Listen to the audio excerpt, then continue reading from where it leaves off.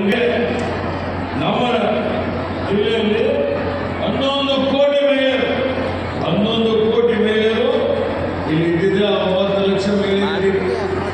ಈ 9 ಲಕ್ಷ ಈ 2,500 ಕೋಟಿ ಬಿಟ್ಟು ಮೊನ್ನೆ ಪ್ರವಾಹ ಬಂದಾಗ ನಾನು ಮುಖ್ಯಮಂತ್ರಿಗೆ ಕರ್ಕೊಂಡು ಬಂದು ಎಲ್ಲ ಮಾಡಿದಕ್ಕಾಗಿ ಪ್ರವಾಹದ ರೈತರಿಗೆ ನಾವು 300 ಕೋಟಿ ಬೆಳೆ ವಿಮೆ ಮತ್ತು ಇವತ್ತು ರೈತರ ಪರಿಹಾರ ನಾನು ಕೊಡಿಸಿದ್ದೇನೆ. ನಿಮ್ಮ ಖಾತೆಯಲ್ಲಿ ರೈತರ ಖಾತೆಯಲ್ಲಿ ಹಣ ಜಮಾ ಆಗಿದೆ.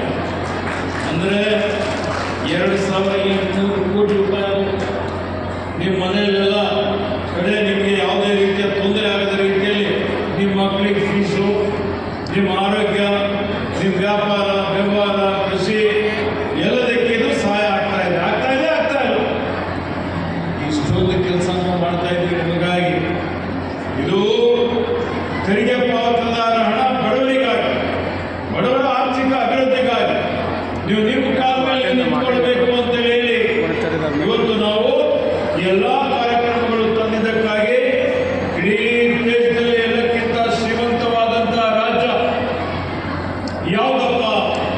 ತಲಾ ಆದಾಯ ಇವತ್ತೇನು ಇಡೀ ಬೆಂಗಳೂರಿಗೆ 7.5 ಲಕ್ಷ ಇದೆ, ನಮ್ಮ ಬೀದರ್ 2 ಲಕ್ಷ ಇದೆ, ಸರಾಸರಿ 3 ಲಕ್ಷ ಬರ್ತದೆ. ಇಡೀ ದೇಶದಲ್ಲಿ ಎಲ್ಲಕ್ಕಿಂತ ಹೆಚ್ಚಿನ ಒಂದು ತಲಾ ಆದಾಯ ಇರುವಂತಹ ರಾಜ್ಯ ಯಾವುದಾದ್ರೂ ಇದ್ರೆ ಬಹಳ ಹೆಮ್ಮೆಯನ್ನು ನೀವು ಹೇಳ್ಬೋದು, ನಮ್ಮ ಕರ್ನಾಟಕ ರಾಜ್ಯ ಇದೆ.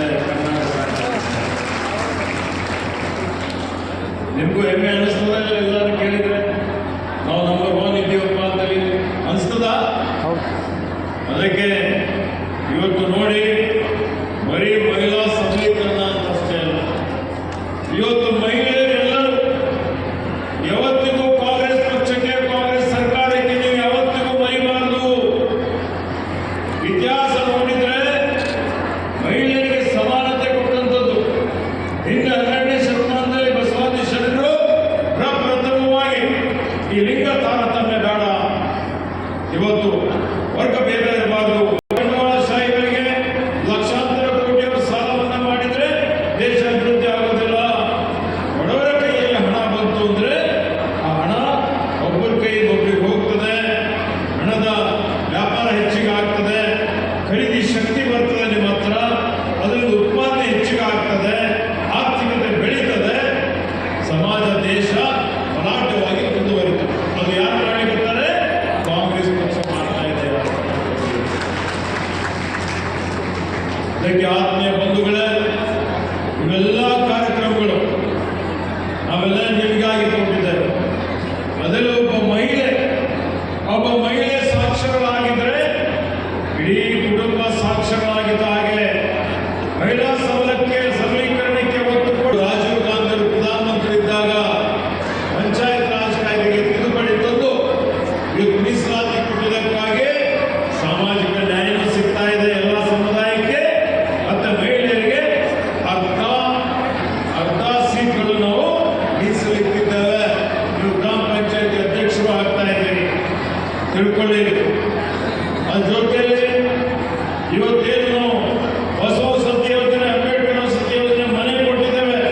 ನಾನೇ ಕೊಟ್ಟಿದ್ದೆ ನನ್ನ ಕ್ಷೇತ್ರದಲ್ಲಿ 25,000 ಮನೆ. ಈಗ ನಿಮ್ಮ ಸಂಸದರಾದಂಥ ಸಾಗರ್ ಕಂಡ್ರೆ MP ಆದ್ಮೇಲೆ 50,000 ಮನೆ ಮಂಜೂರಾತಿ ಮಾಡಿ ತಂದಿದ್ದಾರೆ. ಅವೆಲ್ಲ ಮಹಿಳೆಯರ ಸೇವೆ ಕೊಡ್ತಾ ಇದ್ದೇವೆ, ಗೊತ್ತಾ?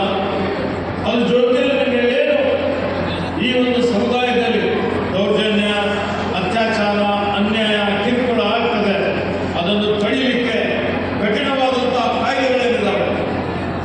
ಇವತ್ತು ಕೌಟುಂಬಿಕ ದೌರ್ಜನ್ಯ ಕಾಯ್ದೆ ತಂದದ್ದು ಯಾರು? ಆಲೋಚನೆ ಮಾಡಿ. ವರದಕ್ಷಿಣೆ ನಿಷೇಧ ಕಾಯ್ದೆ ತಂದವರು ಯಾರು? ಭ್ರೂಣ ಹತ್ಯೆ ಕಾಯ್ದೆ, ಯಾರೋ ಬಾಲಕಿಯರ ಕಾಯ್ದೆ ಅದು ತಂದದ್ದು ಯಾರು? ನಿಮ್ಗೆಲ್ಲ ರಕ್ಷಣೆ ಮಾಡಬೇಕು ಅಂತ ಎಲ್ಲ ಕಾರ್ಯಕ್ರಮಗಳನ್ನು ಕೊಟ್ಟಿದ್ದು ಯಾರು? ಇವೆಲ್ಲ ಕಾಯ್ದೆಗಳು, ಪೋಕ್ಸೋ ಕಾಯ್ದೆ, ಮಕ್ಕಳ ಮೇಲೆ ದೌರ್ಜನ್ಯ ತಡೆ, ಆ ಮನ್ರೇಗದ ಸ್ವರೂಪನೇ ಬದಲಾವಣೆ ಮಾಡಿ ಮನ್ರೇಗಾ ಬಂದ್ ಮಾಡಬೇಕು, ಪಂಚಾಯತ್ಗಳಿಗೆ ದುಡ್ಡು ಕೊಡಬಾರದು ಅಂತ ಹೇಳಿ ಈಗ ಕೇಂದ್ರದ ಬಿಜೆಪಿ ಸರ್ಕಾರ ಏನೋ ಜೀರಾಮ್ಜಿನ ಏನೋ ಮಾಡಿದ್ದಾರೆ.